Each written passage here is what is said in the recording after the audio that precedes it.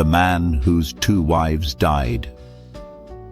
The same way, some people experience tragedy once in their lives, others twice. But when the same kind of tragedy follows the same person, people start asking questions. Because what are the odds that 2 wives die in accidents while married to the same man? This is the story of a man named Harold and the 2 women who trusted him most. Harold was 39 years old, living in Colorado. On the surface, he seemed ordinary, quiet, religious, soft-spoken. But there was one detail about Harold that stood out immediately. He didn't work. He had no real job, no real ambition, no interest in building anything for himself. Instead, he lived comfortably off his wife, a woman named Lynn. Lynn worked. Lynn provided.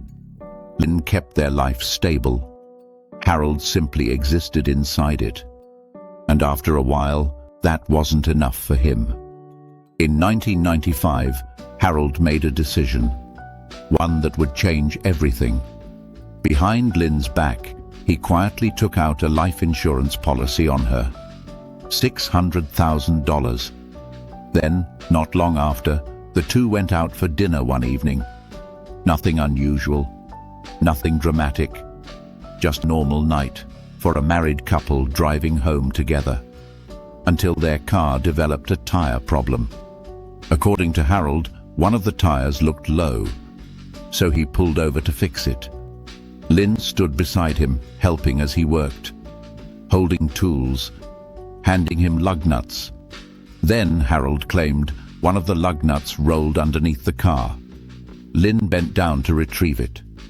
At that exact moment, Harold said he tossed a tire into the back of the vehicle, and somehow the car slipped off the jack, falling down, crushing Lynn beneath it. She didn't survive. Authorities investigated. Harold was the only witness, the only person who saw what happened. And at first, something felt off. His story shifted. Small details changed depending on who he spoke to. The sequence never quite lined up. But there was no direct evidence of foul play. Eventually, the case was ruled an accident. Closed. Just like that. And Harold collected the life insurance payout. $600,000. For the next few years, Harold lived quietly.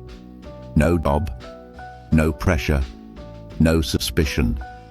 Then, around 4 years later, he decided it was time to remarry. He joined a Christian dating site. That's where he met Tony. Tony was 44 years old, successful, kind, an accomplished ophthalmologist with a stable career and a generous heart. She believed in faith, in marriage, in second chances, and Harold presented himself as the perfect match. He described himself as a businessman, a fundraiser, an entrepreneur working remotely from home. He spoke with confidence, with conviction. He painted the picture of a successful, hard-working man. It was all a lie. Harold had no real job, no business, no income of his own. But he controlled the finances carefully enough that Tony never realized the truth. They married, and once again, Harold's life was funded by his wife. Over time, Harold's behavior grew more controlling. He monitored Tony's routines, questioned her movements, demanded to know who she spoke to and why. If she received a phone call, he wanted it on speaker. If she changed her schedule, he wanted an explanation. Everything revolved around him. Everything. Years passed. From the outside, they looked stable. But behind closed doors, Harold was growing restless. And eventually, he began thinking about life insurance again. By 2012, Harold had a new plan. he secretly took out a massive policy on Tony's life, nearly $5 million. Then he began researching, studying locations, trails, isolated terrain. He wanted something that would look like an accident, somewhere remote, somewhere believable. Eventually, he found it. Rocky Mountain National Park. Harold visited the park repeatedly, 9 separate trips, each time walking trails, studying cliffs, searching for the perfect location. When he found it, he marked it on a map with a simple X. Then he returned home and told Tony he had planned a romantic anniversary trip, a surprise getaway. She was thrilled. They drove to the park together, took photos, walked trails, smiled for the camera. It looked like a peaceful day outdoors, but Harold knew exactly where he was leading her. Eventually, he guided Tony away from the main paths, toward rougher terrain, toward the cliff he had already chosen. They reached the edge, and in a single moment, Tony fell. She didn't survive. Harold told authorities it was an accident. She slipped, lost her footing, fell without warning. But once again, his story kept changing. To some people, he said she fell behind him on the trail. To others, he claimed she was taking photos when she slipped. The details never matched. Still, with no witnesses and no immediate proof of foul play, it might have ended there. Another accident, another payout, another closed case. Except this time, people were watching more closely. Tony's family had questions. Authorities began connecting dots.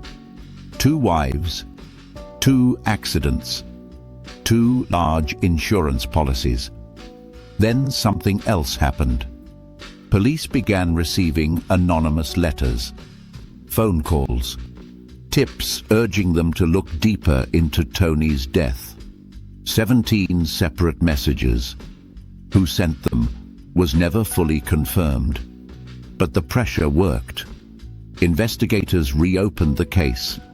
They searched Harold's vehicle. Inside, they found a map, marked with clear X, the exact location where Tony fell. They re-examined Lynn's earlier death, noticing the inconsistencies, the insurance policy, the shifting stories. The pattern was impossible to ignore. This wasn't coincidence. It was repetition. Harold was arrested, charged, put on trial. Prosecutors argued that Tony's death wasn't an accident at all, but part of a calculated pattern for financial gain. A man eliminating the very people who supported him, one by one. In the end, the jury reached its verdict. Guilty. Harold was sentenced to life in prison, where he remains today. 2 marriages, 2 insurance policies, 2 accidents, and 1 man at the center of them all.